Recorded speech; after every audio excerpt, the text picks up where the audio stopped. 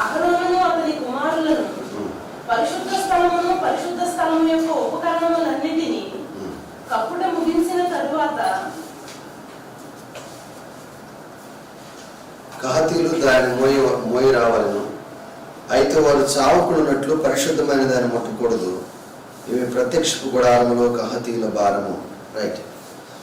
ఈరోజు మనము మందస్సము అనేటువంటి పాత నిబంధనలో దేవుడు ఇశ్రాయేలు ప్రజలకు కొలత చెప్పి సిద్ధపరిచి ఆ మందస్సాన్ని తీసుకువెళ్తున్నప్పుడల్లా ప్రభావం వారికి ముందుగా వారితో వారు యుద్ధానికి వెళ్ళినా మందస్సమే తీసుకువెళ్తారు.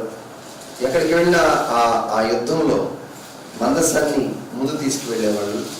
మందస్సం ఉంది అంటే మాతో దేవుడు ఉన్నాడు, మా దేవుని సన్నిధి ఉన్నది, ప్రభావం ఉన్నది అనేటువంటి నిశ్చంత కలిగి ఉంటారు వాళ్ళు. సో మందస్సం అనేది వాళ్లకు ప్రభావంతో కూడినది, అది దేవుని సన్నిధితో నిండి ఉన్నది. మందస్సం ముందు వెళ్తుంది, ఆ తర్వాత ఇశ్రాయేలు ప్రజలు వెళ్ళాలి. యుద్ధానికి వెళ్ళాలన్నా ప్రయాణం చేయాలన్నా వాళ్ళు మందస్సాన్ని మాత్రమే తీసుకువెళ్తారు. అదే మనమైతే మనుషులు ఎదురు రావాలి. ఉదయాన్నే లేచిన వెంటనే ఏదైనా ఊరు ప్రయాణం చేసినా, ఏదైనా కార్యక్రమానికి వెళుతున్నా ఇంట్లో వాళ్ళు ఎవరైనా ఎదురు రావాలి. ఎవరు కలిసి వస్తారు, ఎవరు మొహం కలిసి వచ్చిందని ఆలోచించుకుంటాం, ప్రయత్నిస్తాం. కూతురు అనుకు కూతురుని ఎదురు రమ్మంటాం, భార్య అయితే భార్యని ఎదురు రమ్మంటాం, తల్లి అయితే తల్లిని ఎదురు రమ్మంటాం కదా. కలిసిన ప్రజలు అట్ట కాదు, ఎదురుగా మందస్సం ఉండాలి. వాళ్ళ ముందు మందస్సం ఉంటేనే ఆ మందస్సాన్ని చూసి వాళ్ళు వెళ్తారు. ఆ మందస్సాన్ని చూసుకుంటూ వాళ్ళు వెళ్ళాలి. ఆ మందస్సం ముందు ఉందంటే వాళ్ళకి ఎక్కడ లేని ధైర్యం, వాళ్ళకి ఎక్కడ లేనటువంటి బలం. కనుక మందస్సము అనే దాని గురించి ఈరోజు మనం కూడా శ్రద్ధగా వాక్యాన్ని విందాం. దేవుడు మనతో మాట్లాడును గాక. రైట్. మీరందరూ కూడా లైవ్లోకి రావాలి. యూట్యూబ్ లైవ్లోకి మీరందరూ ఇక్కడ నుంచి యూట్యూబ్లోకి వచ్చేసేయండి.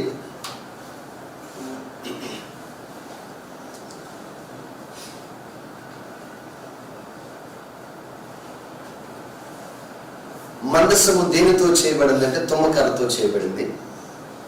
మందస్సాన్ని తుమ్మకర్రతో చేయబడినటువంటి మందస్సాన్ని బంగారముతో పోతపోయాలి. ఆ తర్వాత ఆ మందస్సంలో ఏం పెట్టమన్నాడు అంటే ఆ మన్నాను కురిసిన గిన్నె, అహరోను చేతికర్ర, చిగురించిన అహరోను చేతికర్ర, 10 ఆజ్ఞలు కలిగినటువంటి పలకలు, దానిపైన కరుణాపీఠము, ఆ కరుణాపీఠం పైన కెరూబుల రెక్కలు చాపున్నటువంటి కెరూబు. ఈ మందస్సాన్ని ఇలా సిద్ధపరిచారు. దాని బయట 4 రింగులు, ఆ 4 రింగుల్లో ఒక కర్రను కూరుస్తారు. వీళ్ళు యుద్ధానికి వెళ్ళాలన్నా, ఏది చేయడానికి వెళ్ళాలన్నా ఆ కర్రను ఆ రింగుల్లో పెట్టి కహాతీలు భుజం మీద పెట్టుకొని వెళ్ళాలి. కహాతీలు భుజాల మీద పెట్టి మోసుకొని వెళుతుంటే యాజకులు దాన్ని ముందుగా వెళతారు. ఆ మందస్సానికి చాలా దూరంగా సైన్యం కానీ ప్రజలు కానీ ప్రయాణం చేసేటప్పుడు, యుద్ధానికి వెళ్ళేటప్పుడు సైన్యం కానీ దూరంగా నడుస్తూ రావాలి. ఇది మందస్సాన్ని తీసుకుని వెళ్ళేటువంటి పద్ధతి. బాగా ఆలోచించండి. మందస్సం ఉంది అంటే దేవుని సన్నిధి ఉన్నట్టు. మందస్సము వారికి ముందు వెళుతుందంటే దేవుని సన్నిధి ముందు వెళుతున్నట్టు. మందస్సము యుద్ధంలో ఉన్న, ప్రయాణంలో ఉన్న వారి ప్రయాణము సాఫీగా సాగిపోయింది. అది వారికి ఉన్నటువంటి నిశ్చంత. అది యుద్ధంలోకి తీసుకుని వెళ్తుంటే యుద్ధంలో దేవుని సన్నిధి వారికి తోడుగా ఉంటుంది కనుక శత్రువుని ఓడిస్తారు. దేవుడు కూడా చెప్పారు.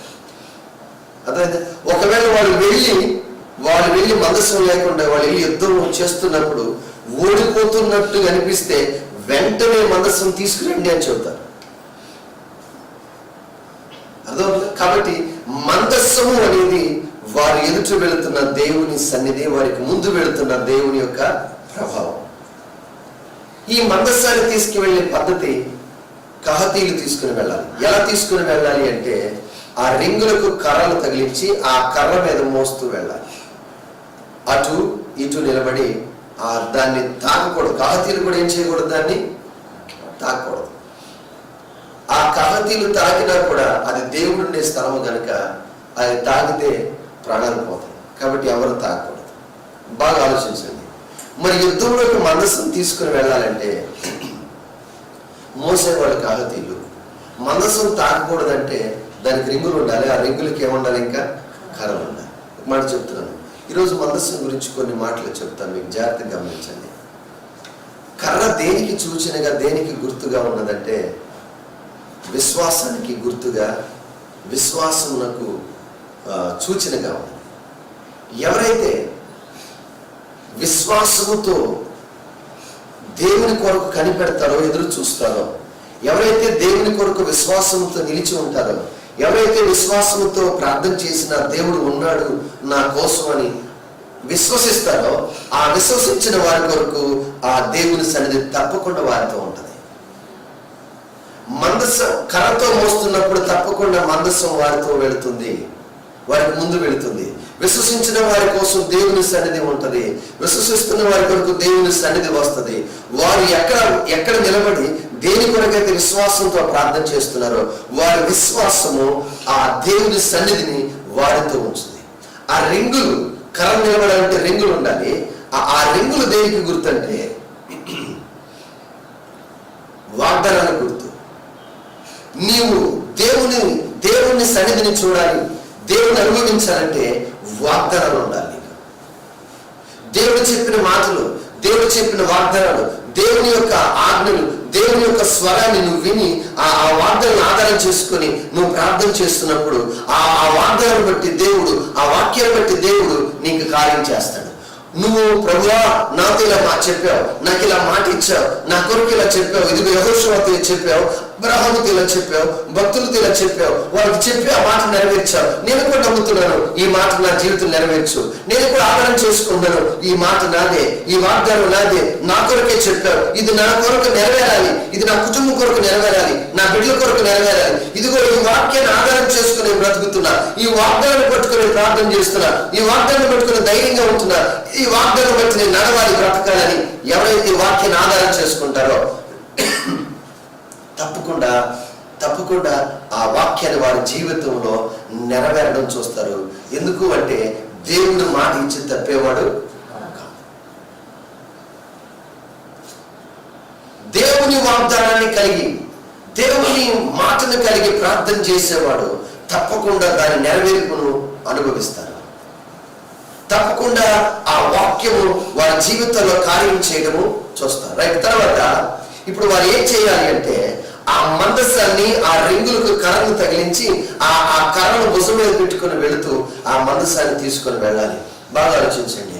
ఇశ్రాయేలు ప్రజలకు ముందుగా వెళుతున్నటువంటి ఆ మందసమును ఫస్ట్ ఈ శత్రువైనా పక్కవారైనా ఎదుటివారైనా ఎవరైనా కానీ చూసేది ఇశ్రాయేలు ప్రజలను కాదు, దేవుని మందసాన్ని చూస్తున్నారు. దేవుడు ఇప్పుడు ఏం కోరుతున్నాడంటే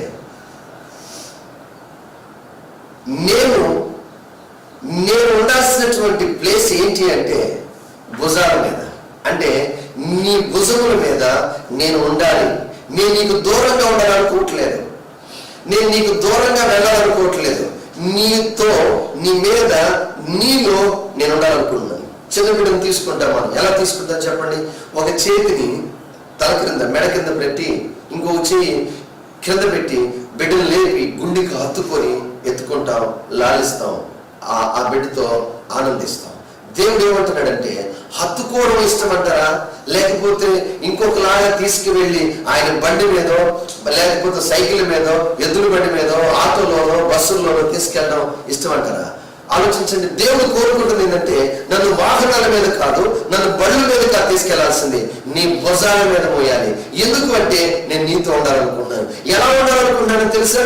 నేను ఒక కోటగాను, నేను ఒక కొండగాను, నేను ఒక దుర్గముగాను, నేను ఒక ఆశ్రయముగాను, నేను నీకు ఆధారముగాను, నేను నీకు ఏ విధముగా ఉండగలను ఆ విధమైనటువంటి రక్షణ శృంగముగాను, శైలముగాను ఉండాలనుకుంటున్నాను.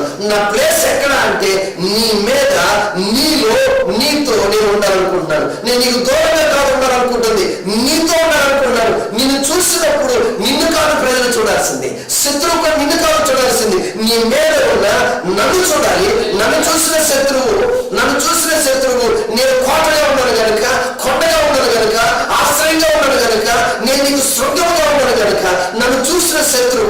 నిన్ను తాకలేడు. ఫస్ట్ నేను చూస్తున్నాను ఆ వ్యక్తిని. నేను చూసినటువంటి శత్రువు నన్ను చూస్తున్నాడు కనుక, నేను కనబడుతున్నాను కనుక నన్ను దాటి నీ దగ్గరికి రాలేడు. దేవుడు మన భుజాల మీద మనతో ఉండాలనుకుంటున్నాడు. అదే నువ్వు బండి మీద పెట్టేవు అంటే, ఏదో ఇంకొకలాగా తీసుకెళ్తున్నావు అంటే నువ్వు ప్రభుని దూరంగా పెడుతున్నావు అని దాని అర్థం. ప్రభు దూరంగా ఉండడం ఆయనకి ఇష్టము. నీ కోటగా నీ కొండగా ఉండాలన్నదే ప్రభు యొక్క ఉద్దేశం. నీ శత్రువుకి ఎవరు కనబడాలంటే నీకంటే ముందు నీ దేవుడు కనబడాలి.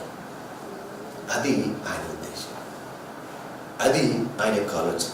అందుకని ఇశ్రాయేలు ప్రజలకు ముందుగా ఎవరిని తీసుకెళ్తున్నారో తెలుసా? మందసాన్ని.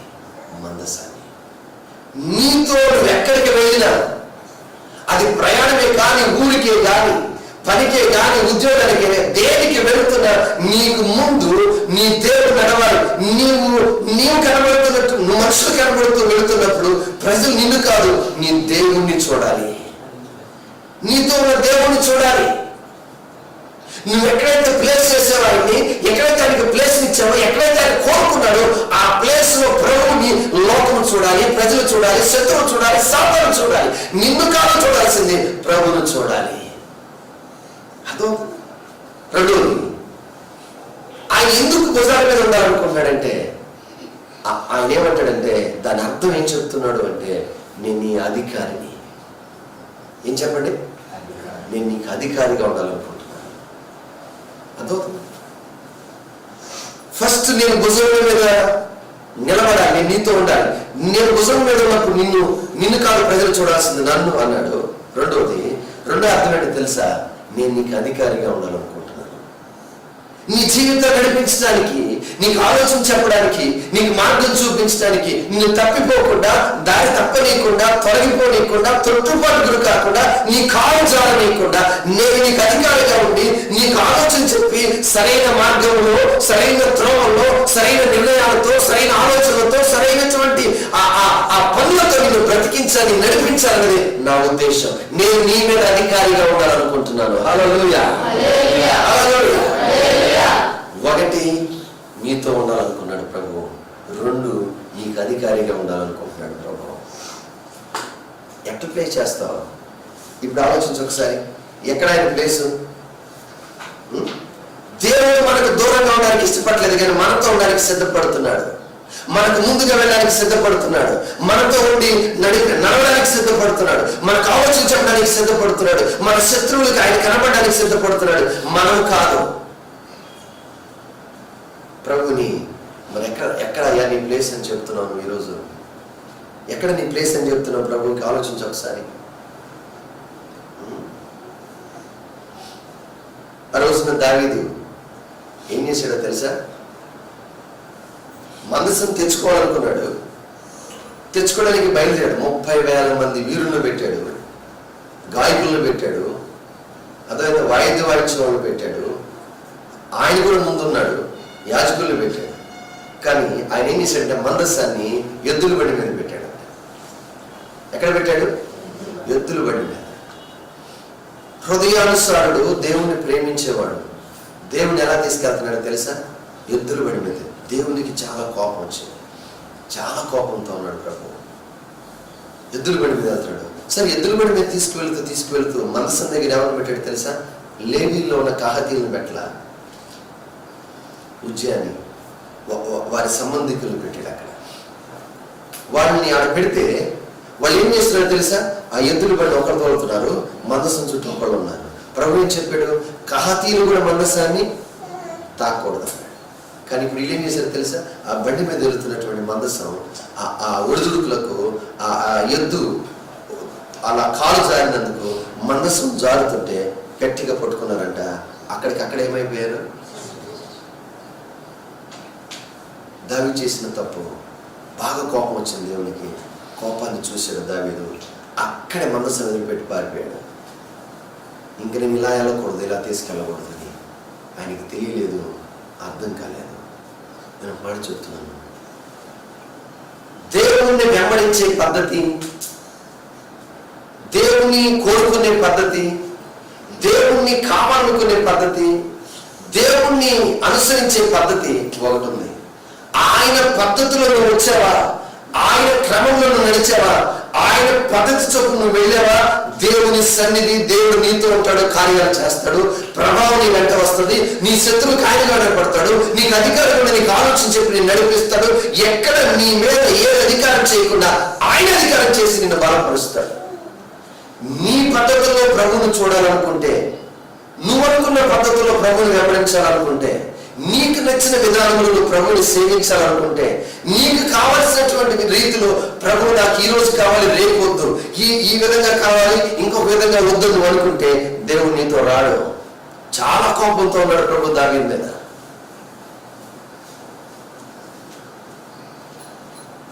అక్రమాన్ని ప్రభు ఎప్పుడు సహించడు, ఒప్పుకోడు.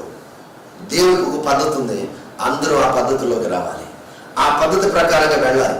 ఎవరైతే ఆ పద్ధతి ప్రకారంగా వెళ్తారో, ఎవరైతే ఆ పద్ధతిని కలిగి నడుస్తారో, ఎవరైతే ఆ దేవుని పద్ధతుల్లోకి వచ్చి ప్రార్థన చేయడం, వాక్యం చదవటం, ఆయన వెంబడించడం ప్రారంభిస్తారో దేవుని సన్నిధిని చూస్తారు, దేవుని ప్రభావాన్ని చూస్తారు తప్పకుండా. హల్లెలూయా, హల్లెలూయా. అక్రమంగా ఉంటే దేవుడు ఉండాలనుకోడు. అర్థమైంది? అక్రమంగా ఉండాలనుకుంటే దేవుడు ఉండాలనుకో. నేను చెప్తున్నాను, నువ్వు అనుకున్న పద్ధతుల్లో ప్రభువా నీకు స్తోత్రం, ప్రభువా నాకు సహాయం చేయండి రాడు. నువ్వు అనుకున్న పద్ధతుల్లో ప్రభువా నువ్వు నా దేవుడు మీద నువ్వు ఇది చేయి ప్రభు అంటే చేయడు. నువ్వు ఆయన అనుకున్న పద్ధతుల్లోకి వచ్చి, ఆయన ఒక పద్ధతి ఉంది, ఆ పద్ధతి ప్రకారంగా నువ్వు నడిస్తే, ఆ పద్ధతి ప్రకారంగా నువ్వు వెళితే, ఆ పద్ధతి ప్రకారంగా నువ్వు దేవుడిని వెంబడించడం నువ్వు ఇష్టపడి కోరుకొని వెళితే తప్పకుండా దేవుని దగ్గరికి వస్తాడు. నీకు కావలసిన సహాయాన్ని ప్రభు నీకు ఇస్తాడు. అర్థమైంది? ఏం చేస్తాడు? నీకు కావలసిన సహాయం ప్రభు తప్పకుండా ఇస్తాడు.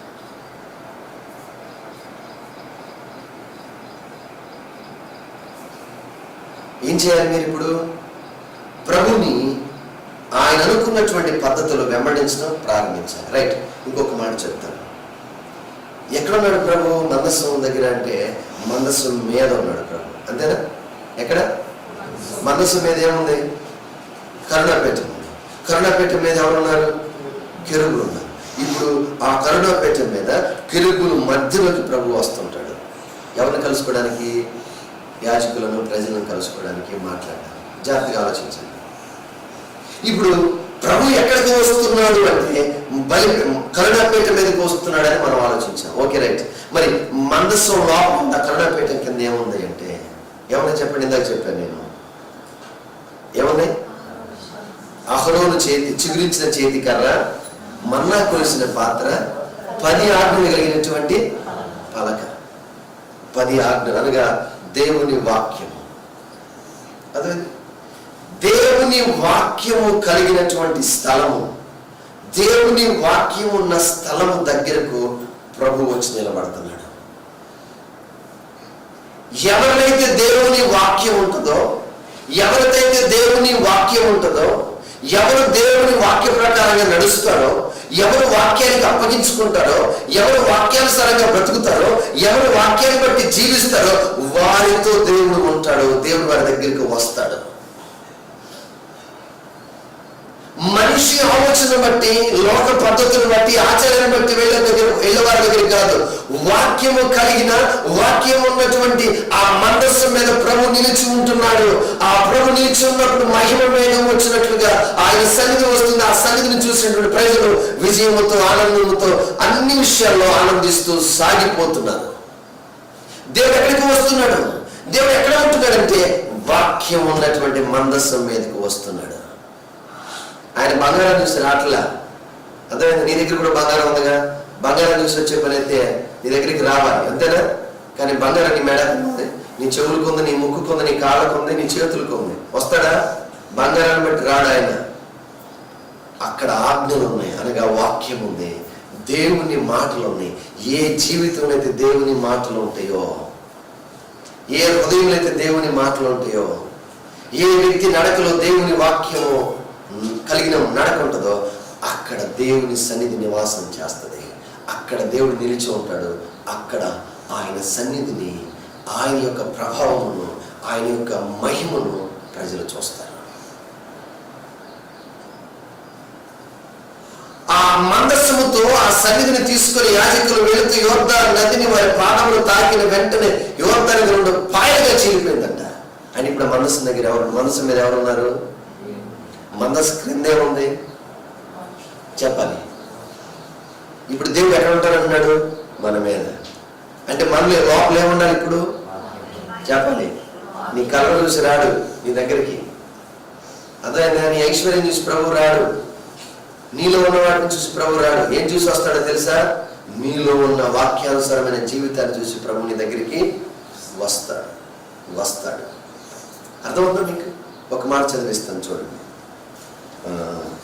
యెహోషువ గ్రంథం 1వ అధ్యాయము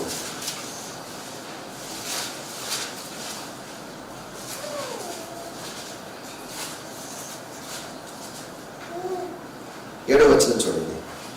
అయితే నువ్వు నిబ్బరము కలిగి జాగ్రత్త పడి బహు ధైర్యముగా ఉండి నా సేవకుడైన మోషే నీకు ఆజ్ఞాపించిన ధర్మశాస్త్రం అంతటి చొప్పున తర్వాత నీవు నడుచు ప్రతి మార్గమున చక్కగా ప్రవర్తించినట్లు నీవు దాని నుండి కుడికి గాని ఎడమకు గాని తొలగకూడదు. అర్థమైంది మీకు? ఏమని? ఇప్పుడు నేను మోషేకి ఏ ధర్మశాస్త్రం అయితే ఇచ్చానో ఆ ధర్మశాస్త్రం చొప్పున నువ్వేం చేయాలి? ఆ ధర్మశాస్త్రం చొప్పున నువ్వు ఏదైనా చేసేది ఏదైనా ఉంటే ఆ ధర్మశాస్త్రం ప్రకారంగా చేయాలి. నువ్వు నడిచేది కూడా దానిని బట్టే, నీ నడక దాన్ని బట్టి ఉండాలి, నీ మాట దాన్ని బట్టి ఉండాలి, నీ ఆలోచన దాన్ని బట్టి ఉండాలి. నీలో నువ్వు, నీ ఇంట్లో, నీ ఒంట్లో, నీ మనసులో వాక్యమును బట్టి నువ్వు వెళుతూ ఉంటే నిబ్బరముగా నువ్వు ధైర్యముగా ఉంటావు. నువ్వు ధైర్యంగా నీకు ఆ ధైర్యం ఇవ్వడానికి నేను నీకు తోడుగా ఉంటాను. నువ్వు ఆ వాక్యం ప్రకారంగా వెళుతుంటే నీ ఎదుట ఎవ్వరు నిలబడలేడు. అర్థమైందా? నీ ఎదుట ఎవ్వరు, నువ్వు ఏ స్థలంలో అడుగు పెడతావో ఆ స్థలాన్ని నీకు ఇచ్చేస్తాను. అర్థమైంది మీకు? నేను మోషేకు తోడైనట్టుగా నేను ఏం చేస్తాను? నీకు తోడుగా ఉంటాను. ఎప్పుడు? ఆ వాక్య ప్రకారంగా నువ్వు చేస్తున్నప్పుడు, ఆ వాక్య ప్రకారంగా నువ్వు నడుచుకుంటున్నప్పుడు, ఆ వాక్య ప్రకారంగా నువ్వు బ్రతుకుతున్నప్పుడు, యెహోషువ వాక్య ప్రకారంగా వెళ్ళమని దేవుడు చెప్తే యెహోషువ ఆ వాక్య ప్రకారంగా ఆ వాక్యాన్ని కలిగి వెళుతుంటే దేవుడు యెహోషువతో ఉన్నాడు, మోషేతో ఉన్నట్టుగా యెహోషువతో ఉన్నాడు. 31 మంది రాజులు యెహోషువ ఎదుట నిలబడలేకపోయారు. ఇరుకుపోయిన దగ్గరికి నిలబడ్డాడు. నాకెవరు లేదు, నేను కొత్తగా నడిపిస్తున్న ప్రజలు, నేను ఇప్పుడు యుద్ధం చేయాలి మనసులో అనుకుంటూ నిలబడి ఉన్నాడు. ఎదురుగా వరదీసిన కత్తితో సైన్యాధిపతిగా ఒక వ్యక్తి నిలబడ్డాడు. వెళ్ళి యెహోషువ అంటున్నాడు, నువ్వెవరి పక్షాన వచ్చిన సైన్యాధిపతి అయ్యా అంటే అతను అన్నాడు, నేను దేవుని పక్షాన వచ్చిన సైన్యాధిపతిని. ఎవరు దేవుని పక్షాన్ని నిలబడతారో, ఎవరు దేవుని మాట ప్రకారంగా ఉంటారో, ఎవరు దేవుని చిత్తానుసారంగా చేస్తారో వారి పక్షాన్ని నిలబడడానికి వచ్చిన వ్యక్తిని అన్నాడు. వెంటనే మోకరించాడు. ఆలోచించండి ఒకసారి. ఎవరు వాక్యానుసారంగా వెళుతున్నారో, ఎవరు వాక్యానుసారంగా నడుస్తున్నారో, ఎవరైతే వాక్యంతో ఉంటున్నారో వారి దగ్గరికి దేవుడు వస్తున్నాడు సహాయం చేయడానికి.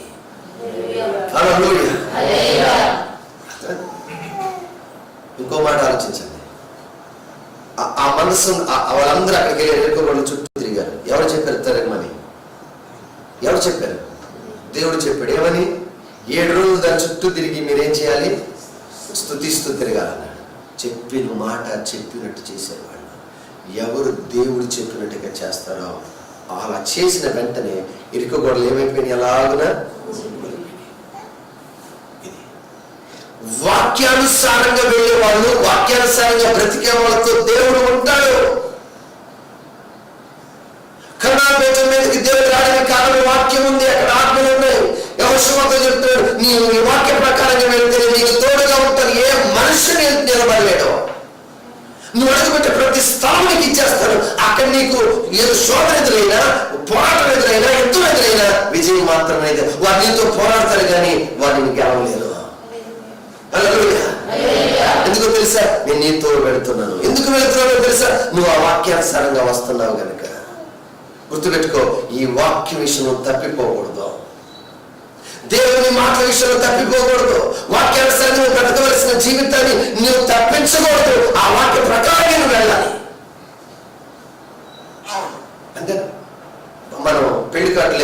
చెప్పండి? పరిశుద్ధమైన వివాహం అంటాం. వాక్యం మాత్రం చక్కగా రాశాను. ఆడకెళ్ళు ఏమంటే చెప్పండి? డిస్కో డ్యాన్సులు ఉంటాయి, ఉండవండి? అన్నీ ఉంటాయి. ఇంకేముంటాయి చెప్పండి? ఏదైనా వాక్యానుసారంగా ఉంటుందా? అన్ని ఆచారాలు. ఇల్లు కట్టు ఏముంటుంది చెప్పు? ఆచారాలు కాదా? ఎన్ని నవధాన్యాలు వేయాలి? ఇంకేం వేయాలి? టెంకాయ పట్టాలి, అంతేనా? మళ్ళీ అది కూడా ఎవరు చేయాలి? గృహప్రవేశం చేస్తున్నాం, ఎవరు పొంగల్ ఏదో పాలు పొంగించాలి, ఎవరు పొంగించాలి? ఆడపిల్ల. లేకపోతే అన్ని ఆచారాలు. చూడండి, ఎవరు వాక్యానుసారంగా చేస్తున్నారు, ఎవరు వాక్య ప్రకారంగా వెళుతున్నారు ఆలోచించండి. ఎవరు వాక్యానుసారంగా వెళతారో ఆ ఇంట్లో, ఆ స్థలములో, ఆ వ్యక్తిలో, ఆ వ్యక్తి యొక్క జీవితంలో ప్రభు సన్నిధిని చూస్తారు. హల్లెలూయా, హల్లెలూయా. ఎవరు వాక్యానుసారంగా బ్రతకడానికి కోరుతున్నారు? యెహోషువ దేవుడు ఖచ్చితంగా చెప్తాడు, యెహోషువ ఈ వాక్య విషయంలో కుడికి కానీ ఎడమకు కానీ నువ్వు తొలగకూడదు. ఈ వాక్యానుసారంగా నువ్వు వెళితే, ఈ వాక్యానుసారంగా నువ్వు అనుసరిస్తే, నువ్వు బ్రతికితే నేను నీకు తోడై ఉంటాను. మోషేకు తోడైనట్లుగా నీకు తోడై ఉంటాను. మోషే నడిపించినట్టుగా నడిపిస్తాను. నువ్వు ఇంకో మీదకి వెళ్ళు, ఇంకో దాని మీదకి వెళ్ళు, ఇంకో దాని మీదకి వెళ్ళు, నేను నీకు ముందుగా వెళ్తాను, నీతోనే ఉంటాను. నువ్వు అలా నిలబడి, నువ్వు ఆ వాక్యానుసారం నిలబడి ప్రార్థన చేస్తే సూర్యుడు ఆగిపోతాడు, చంద్రుడు ఆగిపోతాడు. నువ్వు ఎంతసేపు యుద్ధం చేస్తావో అంతసేపు నీకు అన్ని సహకరిస్తే కారణము వాక్యాన్ని పాటిస్తున్నావు కనుక, వాక్యంలో ఉంది కనుక నేను నీతో ఉన్నాను. నేను నీతో నువ్వు ఏది పలుకుతావు దాన్ని నెరవేరుస్తూ ఉంటాను నేను. హల్లెలూయా. నువ్వేది కావాలని ప్రార్థన చేస్తావు దాన్ని నెరవేరుస్తూ ఉంటాను. ఎవరిని ఎదుటికి రాలేడు. శోధన వచ్చిందా, శ్రమ వచ్చిందా, ఆ వ్యాధులు వచ్చి కన్నీళ్ళు వచ్చిందా, నీకు అనేకమైన ఆటంకాలు వస్తున్నాయా, ప్రతికూలమైన పరిస్థితులేనా, వాటన్నిటిని నీతో నేను చేస్తాను తెలుసా? నీకు అనుకూలంగా మార్చేస్తాను. యెహోషువను ధైర్యపరుస్తున్నాడు ప్రభు. నేను నీకు తోడై ఉండాలంటే, నేను నిన్ను నడిపించాలి అంటే, నేను నీకు శత్రువు మీద విజయం ఇవ్వాలంటే, నువ్వు అడుగు పెట్టే స్థలం నీకు ఇవ్వాలి అంటే నువ్వేం చేయాలో తెలుసా? నా వాక్య విషయంలో తూచా తప్పకూడదు, కుడికి కానీ ఎడమ కానీ తొలగిపోకూడదు. లేదండి, ఆదివారం వింటాం, ఆదివారం పాటిస్తామండి, సోమవారం కష్టం, మళ్ళీ బుధవారం పాటిస్తామండి, మధ్యలో గ్యాప్ బెస్ట్ అండి. రోజు వాక్యం పాటించిన బైబిల్ చినిగిపోయిందండి, అంతేనా?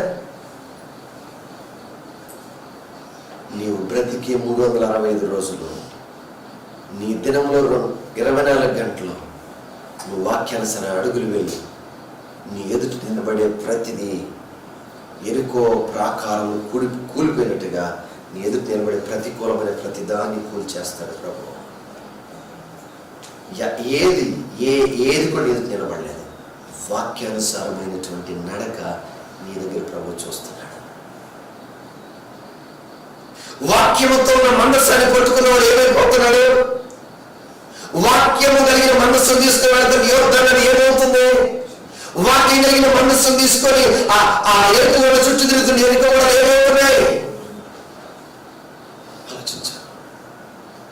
వాక్యానుసారంగా నీ బ్రతుకు సాగితే, నీ కుటుంబం సాగిపోతే, నీ బిడ్డలు సాగితే, ప్రతి పని నీ వాక్యానుసారంగా ఉంచితే నువ్వు తప్పకుండా దేవుని సన్నిధిని చూస్తావు, దేవుని సహాయాన్ని చూస్తావు. ప్రభావము మందసంతో ఉంది. మందసం ఎక్కడ ఉందో, మందసంలో ఆ ప్రభావం రావడానికి కారణం ఏంటో తెలుసా? వాక్యం ఉంది. యెహోషువ కూడా ఖచ్చితంగా చెప్తున్నాడు, ఏమని?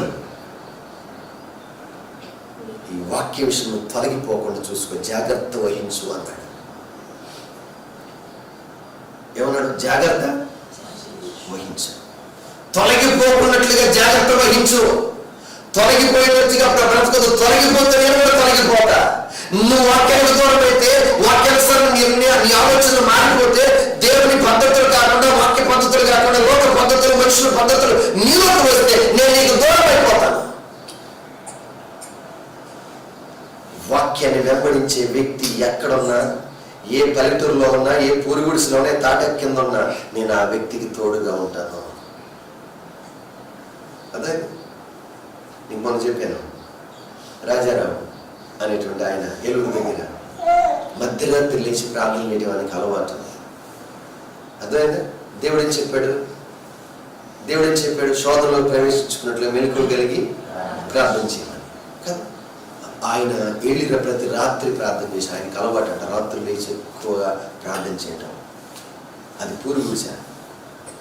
ఆ బంధువులు ఎవరు వచ్చినా ఇంట్లో మాత్రం ఎవరిని ఉంచాడంట, బయట వసారం లేదా వరండాలో లేదా పంచ కింద పడుకోబెడతాడంట. ఎవరు వచ్చిన బంధువులు వచ్చిన అందరూ ఫీల్ అయ్యేవాళ్ళంట, ఈయన ఏంది ఇట్లా చేస్తాడు, మర్యాద చేయడు. నచ్చితే వచ్చాడు, నచ్చకపోతే రాడు. వచ్చిన వాళ్ళు ఎవరైనా సరే లోపల మాత్రం నైట్ నిద్రపోవడానికి లేదు. ఎక్కడ ఉండాలి? బయట ఉండాలి. ఆయన మాత్రం లోపలికి వెళ్ళి ప్రార్థన చేసుకునే అలవాటు ఉంది. ఆయన నిద్రపోయిన తర్వాత ఈ రాజారావు లేచి లోపలికి వెళ్ళి కూర్చొని ప్రార్థన చేయడం ప్రారంభిస్తే ఎవరు వచ్చారంట? దేవుని తేజస్సు. అది కూడా ఎట్లా తెలుసా? ఆ తాటాకు తడికల్లో నుంచి రంధ్రాలు ఉంటే ఆ రంధ్రాల్లో గుండా ఆ కిరణాలు వచ్చి బయట పడుకున్న వ్యక్తికి తగులుతుంటే కనపడుతుంటే, ఈ పూరి గుడిసెలో కరెంటే లేదే, ఈ పూరి గుడిసెకి వెలుగు లేదు, ఏదో చిన్న గుడ్డి దీపం ఉండేది. ఏ దీపం? అది కిరోసిన్ దీపం. అలాంటిది ఇంత వెలుగు ఎలా వచ్చిందని చెప్పేసి ఆయన లేచి ఆ తడికి సందుల్లో కూడా చూస్తుంటే ఎవరు కనపడుతున్నారు తెలుసా? ఆ రాజారావు గారి పక్కన ఎవరో ఒక వ్యక్తి తేజస్సుతో కూర్చొని ఉన్నాడంట. హల్లెలూయా. ఆ తేజస్సు నువ్వు చూడాలంటే నువ్వు కూడా వాక్యానుసారంగా నీ అడుగులు, నీ మోకాళ్ళు వేయబడాలి, వంచబడాలి, నీ ఆలోచనలు సాగాలి, నీ నిర్ణయాలు ఉండాలి, నీ ప్రవర్తన ఉండాలి.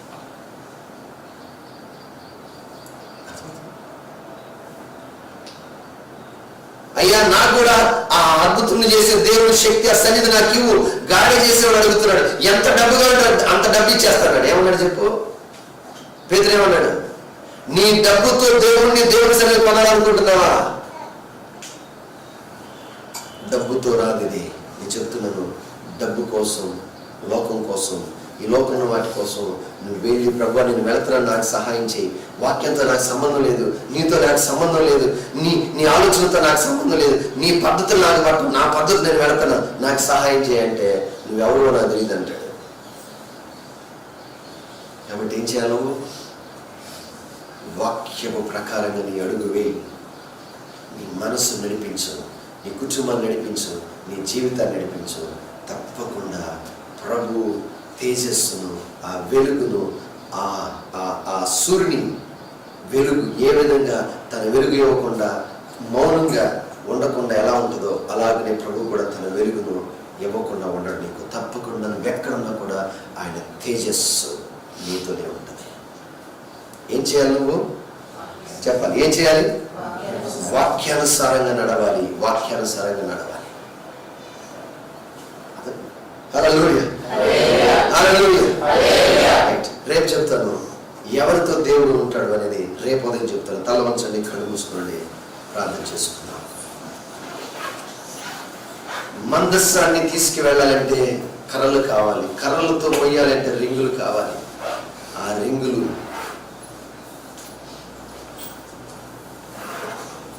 వాగ్దానానికి సూచనగా ఉన్నాయి, గుర్తుగా ఉన్నాయి. కర్రలు విశ్వాసానికి గుర్తుగా ఉన్నాయి. విశ్వాసముతో ఉన్నవాడు దేవుని చూస్తాడు. వాగ్దానాన్ని పట్టుకున్నవాడు ఆ వాగ్దానం నెరవేర్పును అనుభవిస్తాడు.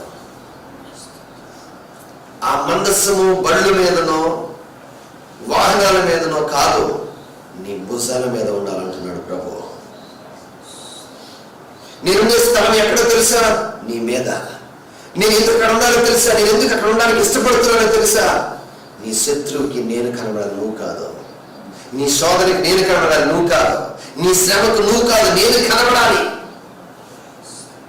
నీ మీదకి వచ్చే కీడుకి నేను కనబడాలి, నువ్వు కాదు. నువ్వు కనబడితే నీ మీద దాడి చేస్తాయేమో, నేను కనపడితే కోటగా నీకు ఉండిపోతాను, అండగా ఉండిపోతాను, కొండగా ఉంటాను, నేను ఆశ్రయముగా ఉంటాను, రక్షణ శృంగముగా ఉంటాను, దుర్గముగా ఉంటాను. నేను ఎక్కడ ఆయన ప్లేసు? చిన్న బిడ్డలను హత్తుకున్నట్లుగా ఆయన సన్నిధిని హత్తుకుంటున్నావా? ఆయనకి ప్లేస్ ఇస్తున్నావా? ఎక్కడ ఆయన ప్లేసు? సూర్యులోన ప్రతి వారం ప్రార్థన అయిపోయిన తర్వాత బైబిల్ పెట్టేది దిండి కింద. ఎక్కడ ఆయన ప్లేసు? గుండెలో ఉందా? నీతో ఉందా ఆయనకి ప్లేసు? నీతో ఉందా ఆయనకి అవకాశం ఉండడానికి? ప్రభు నీతో ఉండడానికి సిద్ధపడ్డాడు, దూరంగా ఉండడానికి ఇష్టపడలేదు. ఆయన నీకు దూరంగా ఉండడం ఆయనకి ఇష్టం లేదు. ఆయన నీ మీద అధికారిగా ఉండాలనుకుంటున్నాడు. నీ మీద యజమానుడిగా ఉండాలనుకుంటున్నాడు. నీకు ఆలోచన చెప్పడానికి, నీ జీవితాన్ని తన స్వాధీనం నుంచి నడిపించడానికి ఆయన అధికారిగా ఉన్నాడు. ఒప్పుకుంటావా ఈరోజు? ఒప్పుకుంటావా ఈరోజు? ప్రభువానికి స్తోత్రాలు తండ్రి. మందసం మీద దేవుడు ఉంటున్నాడు. ఎందుకో తెలుసా? మందసం కింద దేవుని మాటలు ఉన్నాయి. దేవుడు తన వేలుతో రాసినటువంటి ఆజ్ఞలు ఉన్నాయి. దేవుడు తనకు నచ్చిన దాని వేలుతో రాసి ప్రజలకు ఇచ్చాడు. తన మనస్సులో ఉన్న దాన్ని, అది ఉన్నటువంటి ఆయన వాక్యం మందస్సు మీద ప్రభు నిలబడుతున్నాడు. వాక్యం ఉన్న జీవితాల మీద ప్రభు ఉంటాడు. వాక్యం ఉన్న కుటుంబాల్లో దేవుడు ఉంటాడు. వాక్యాలు ఉన్న బ్రతుకుల మీద, వాక్యాలు ఉన్నటువంటి నడకల మీద, వాక్యం ఉన్నటువంటి పనుల మీద దేవుని సన్నిధి ఉంటుంది. ఆ సన్నిధి కలిగినటువంటి ఏ పనిగా కూడా ఆగిపోవటం కానీ ఆటంకపరచబడటం కానీ జరగదు. పోరాడతారు కానీ విజయం పొందరు వాళ్ళు. ప్రార్థన చేసుకు ఈరోజు, ప్రభువా నేను నీ వాక్యాన్ని కలిగి ఉంటాను. యెహోషువతో అంటున్నాడు, ఈ వాక్యం నుంచి నువ్వు తొలగిపోకూడదు. ఈ వాక్యం నుండి నువ్వు తొలగి కుడికి కానీ ఎడమ కానీ తిరిగి పోకూడదు. ప్రక్కకి వెళ్ళకూడదు. ఈ పద్ధతిలో నువ్వు వెళ్ళాలి. దేవుడు కోరుకున్న పద్ధతి ఇది. దేవుడు చెప్పే పద్ధతి ఇది. దేవుడు నీకు పెట్టిన పద్ధతి ఇది. దేవుడు నీకు చూపిస్తున్న పద్ధతి ఇది. ఆయన పద్ధతిలో వెళ్ళు. ఆయన పద్ధతి ప్రకారంగా బ్రతకడం ప్రారంభించు. దేవుడు నీతో వస్తాడు నీతో తప్పకుండా. ప్రార్థన చేసుకున్నాం. ప్రభువా నీకు వందనాలు, స్తోత్రాలు తండ్రి.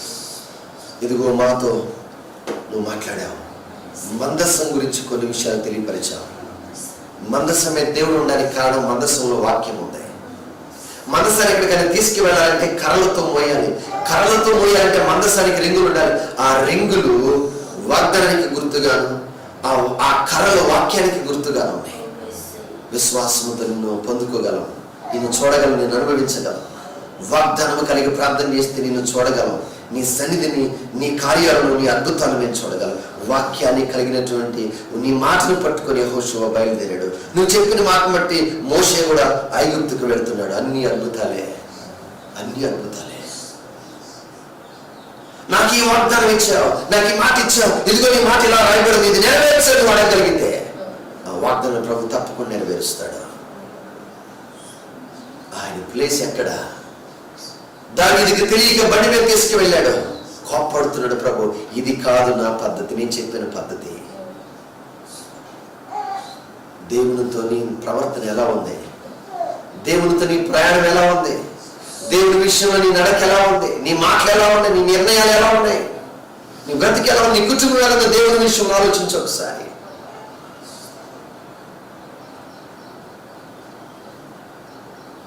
దేవుడు చెప్పిన పద్ధతుల్లో వెళ్ళడం నువ్వు ప్రారంభిస్తే ఆ మందస్సం మీద ఉన్న దేవుడు నీతో రావడం చూస్తా.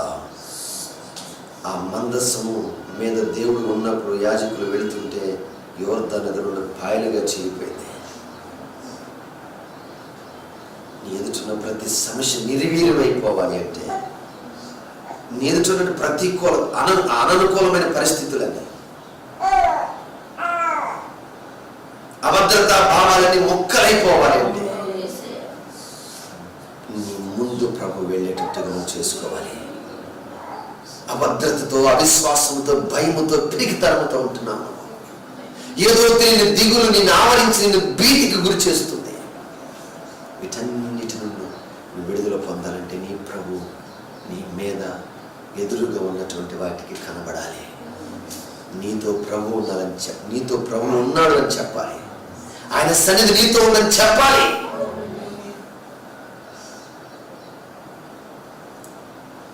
ప్రార్థన చేసుకుందాం. ప్రభువా, ఈ వాక్యం విన్న ప్రతి బిడ్డ జీవితంలో ఆయనను ఎక్కడో కాదు మాతో, మా మీద పెట్టుకోవాలి. మేము ఆయన చూపించే విధంగా ఆయనకు ప్లేస్ ఇవ్వాలి. మేము ఆయనను చూపించే విధంగా నడవాలి. మేము ఆయన చూపించే విధంగా ఆయనను తీసుకొని వెళ్ళాలి. ఆయన రావాలి అంటే వాక్యం ఉండాలి. ప్రభువా నీకు వందనాలు. ఎవరైతే ఈ వాక్యాన్ని విని ఈ మందసం ఉన్న కొన్నిటిని, ఈ కొన్ని అనుభవాలను అర్థం చేసుకుని వెళ్తున్నారు, అర్థం చేసుకునే బిడ్డలు నిజంగా ఆ క్రమంలో, ఆ పద్ధతిలో నడిచి ఇదిగో నిన్ను తీసుకుని వెళ్ళేవారుగా, నిన్ను ముందుగా ప్రతి దానికి, ప్రతి పనికి, ప్రతి పోరాటంలో నిన్ను ముందుగా పెట్టి నిన్ను వారి మీద చూపించేవారుగా, వారు కనబడడం కాదు, నిన్ను నీ సన్నిధిని కనబడే విధంగా, నీవు కోటగా ఉన్నావని, నాకు దేవుడు ఆశ్రయం, నాకు దేవుడు దిక్కు, నాకు దేవుడు ఆధారం, నాకు దేవుడు కొండ కోట, నాకు ఆశ్రయం, శృంగము దుర్గము అన్ని ఆయనట్టుగా ఆయన చూపించేవారుగా బిడ్డలు ఉండటకు సహాయం చేయాలి. నీవున్న బిడ్డలు సమస్యను జయిస్తారు కానీ సమస్యకు లొంగిపోయి ఓడిపోరు ప్రభు. అభద్రతతో ఉండరు, ధైర్యంతో ఉంటారు ప్రభు. నిశ్చంతగా ఉంటారు నాయన, నెమ్మదిగా ఉంటారు. కనుక నీవు ఉండేటట్టుగా ప్రతి బిడ్డ ఈ వాక్యానుసారంగా నడుచుకోవడానికి, మార్చుకోవడానికి సహాయం చేయమని ఇచ్చిన మాటలు బట్టి నేను స్తుతిస్తూ యేసయ్య పరిశుద్ధ నామములో ప్రార్థిస్తున్నాను తండ్రి. మన తండ్రి అయిన దేవుని ప్రేమ, మన ప్రభు రక్షకుడైన యేసుక్రీస్తు యొక్క కృప, పరిశుద్ధాత్మక సన్నిధి, సహాయము, త్రియేక దేవుని యొక్క ప్రభావము, విజయము ఇశ్రాయేలు ప్రజలకు ముందుగా వెళ్ళినట్టుగా మనకు ముందుగా వెళ్ళునుగాక. ప్రతికూలమైన పరిస్థితులన్నిటినీ నిర్వీర్యం చేయునుగాక. ప్రతి విషయంలో ప్రభు యొక్క ప్రభావం మనకు ముందుగా వెళుతుంది. మన శత్రువులకు ఈ త్రియేక దేవుని సన్నిధి కనబడి వారిని ఓడించునుగాక. ఆమేన్. అందరికీ దేవుని కృప మీ అందరికీ తోడుగా నడిపించుగాక. మరలా 11 గంటలకు కలుసుకుందాం. అందరూ సిద్ధపడి 11